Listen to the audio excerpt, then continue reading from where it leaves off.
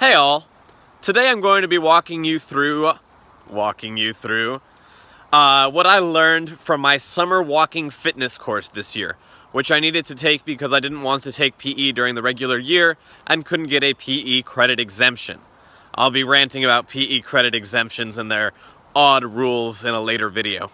So, you might not think that there's much to learn from a walking fitness course. I mean, you already know how to walk, right? But, nevertheless, there were some things that I learned in this course that I did find interesting, and so today I thought I'd share with you a couple of things out of my notes from the course as I go on this walk down my road. Alright, so the way the course worked was it was split up into 5 units. The first one was walking and nutrition basics. The second was about energy drinks and supplements as well as the benefits of walking exercise. The third unit was about proper walking attire, the right clothes to wear, the right shoes to wear for various weather conditions. The fourth unit, which I'll not be talking about today because it was all extremely obvious stuff, was motivation and the benefits of walking with others. And the fifth unit was all about interval training and how to maximize your fitness levels beyond the scope of the course. Alright, let's start with the basics. First of all, before you begin any exercise program, even a walking program, it's necessary that you consult your medical provider, according to the course, because you need to make sure that your fitness and energy levels are sufficient to complete such an exercise program.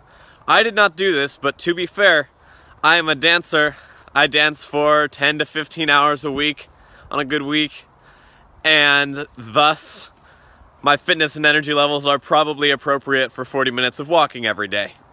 When you are walking, be sure that your shoulders are back, your back is straight, you're using good posture, and your head is up, looking around, not staring at your feet. You want to make sure that you're aware of your surroundings instead of looking at your phone. I realize that I'm being a hypocrite right now. Now my course notes, I don't know why I actually bothered to write this down, say you need to make sure that your arms are swinging naturally in the opposite direction of your feet, and that your stride and breaths are normal and regular. Alright, let's get into some vocab. So, intensity. Intensity is how hard the body is working, and it can be measured or monitored through your heart rate. So too can aerobic capacity, the ability to process oxygen, another important thing to keep in mind while you are exercising. Alright, so your resting heart rate is the number of pulses in 1 minute of rest. And this can be measured by putting your fingers up to your wrist or to your neck. Your maximum heart rate is equal to 220 minus your current age in years.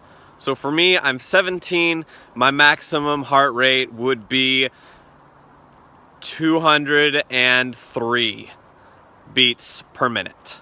Now when you're exercising at moderate intensity, you want your heart rate, your exercise heart rate, to be about 0.7 to 0.85 times your maximum heart rate. Alright, those are the basics of walking and exercise. Now let's get into some basics for nutrition. This course emphasized nutrition because it's not just a walking course, it's also a fitness course, and nutrition and health are important parts of fitness. Most of what this course dealt with can be found on myplate.gov, I believe it's called, and it is based on the idea that you should have balanced meals. So everything in moderation, nothing in insufficient quantity, I guess. So you want to make sure you're getting enough protein, enough carbohydrates, enough but not too much of fats and lipids and oils, and then of course your fruits and vegetables and your dairy. Okay, so that was basically Unit 1. Now let's get on to Unit 2. Exercise and recovery and supplements. So let's start with the benefits of walking exercise. It decreases your stress, first of all. It helps decline lactic acid buildup in blood, which leads not only to stress but also to muscle soreness. But that's only if you get a good stretch at the end, otherwise that lactic acid is actually going to just accumulate more. When you go on walks, there's increased oxygen available for your brain, probably because you're being outside more and you're exercising while you're there. And there's decreased muscular tension. There's also an increased production of endorphins, which bring you well-being and resistance to pain, and a decline in boredom and worry, which is kind of associated with that decline in stress as well. Walking also activates the endocrine system, it strengthens and stimulates your heart and lungs, it vitalizes your nervous system, I'm not entirely sure what that means, and it releases epinephrine, which is a hormone that produces feelings of happiness and excitement. It has also been found that walking can help improve deep sleep as a compensation for the physical stress placed upon you by the exercise. Although that can pretty much be said of virtually any exercise. Now, in terms of recovery, to reap all the full benefits of exercise, you really need to make sure to recover afterwards and during. And there are a lot of different ways to do this, and I'm just going to run through a few of them now that they discussed in the course. So, cool-down routines can help limit muscle soreness, as I discussed before, and keep the blood flowing after an exercise. They can even be more effective than a cold shower in decreasing your body temperature to normal after an exercise. The reason for this is that cold showers can lead to something called vasoconstriction, which is a decrease in heat exchange between the core and the environment. Now, there are two main categories or classifications for recovery. There's passive recovery and there's active recovery. Passive recovery includes such techniques as rest, massage therapy, anti-inflammatory pills, you get the idea. This also is associated with treating minor injuries that may arise from walking, such as injured joints or pulled muscles. And the way that you do that is through a system called RICE. And what that stands for is rest, ice, compression, and elevation. The most important of these four is rest. Another way to deal with these injuries is through a process called a contrast bath, in which you alternate ice cold and warm water on a recovering appendage. This is not recommended for larger appendages because it would require an enormous facility. Now, in terms of active recovery, this includes low-intensity workouts that help with muscle recovery. So stretching can be a critical component of this, and so can interval training, in which you put these active recovery periods actually within your workout.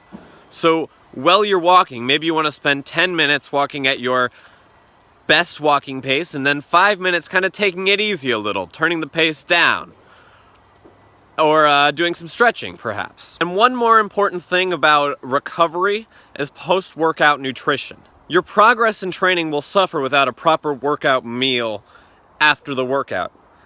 Rehydration, carbs, and electrolytes are the most important. In general, try to avoid fad diets and eat a variety of foods. This is what we were talking about earlier when we discussed nutrition. Just focus on getting balanced meals. So my Cornell Notes summary for this unit section was: to fully reap the benefits of walking exercise, proper recovery is essential. Implementing cool-down routines, being mindful of post-workout nutrition, and implementing techniques in passive and active recovery will reduce soreness and alleviate micro-traumas.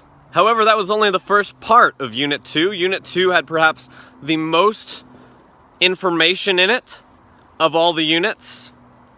So now let's get to the second part of Unit 2, exercise drinks and supplements. Now, the first thing they talked about in this section was the difference between sports drinks and energy drinks. So sports drinks, their main purpose is to help athletes replace fluids and energy levels after training or competing. So some examples of sports drinks include Gatorade, Isostar, coconut water, and Powerade. There are three categories of sports drinks. There's isotonic, hypertonic, and hypotonic. Hypertonic drinks have a higher concentration of salt and sugars in them than the human body. Hypo have less, and isotonic drinks contain the same concentration as in the human body. Now, although sports drinks are generally better for you than energy drinks, which we'll get to in a moment, there are some potential problems with sports drinks. They could be too concentrated, those hypertonic drinks. They could lead to tooth decay.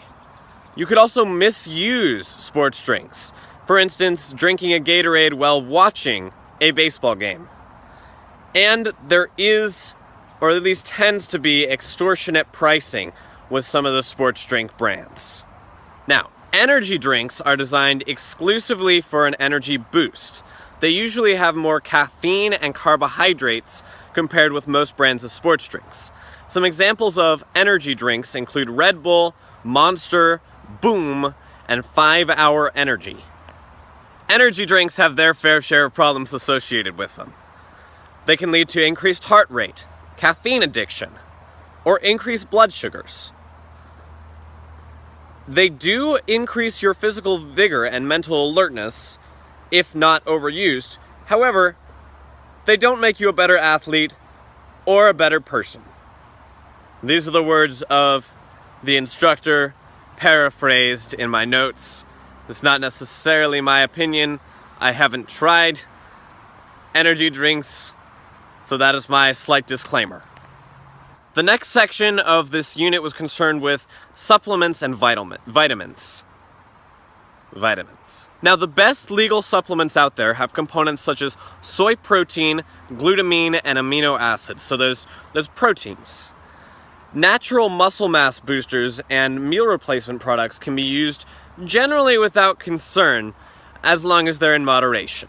In terms of vitamins, post-workout meals should be rich in B vitamins if at all possible. These include thiamine and niacin. And these are best in liquid form because of the increased absorption rate in a post-workout meal. So the course recommends such things as fruit smoothies or protein shakes. The next thing the course really wanted to emphasize was that you should have caution when using drug enhancements for exercise. Obviously. Be careful when combining drugs. Actually, just be careful with drugs in general. You want to make sure to read your labels, check the ingredients, definitely look out for fluoroquinolones. I don't remember exactly why those were bad, but they spent like several paragraphs explaining their dangers in the course, so look out for those. Introduce new drugs slowly, and usually you're going to want to consult a medical professional, and pay attention to usage instructions to avoid overdosing. Finally, let's talk about smoking and exercise. Smoking seriously adversely affects exercisers. It leads to cardiovascular issues, decreased endurance, decreased oxygen supply, increased frustration, and an increased sense of difficulty about the physical activity.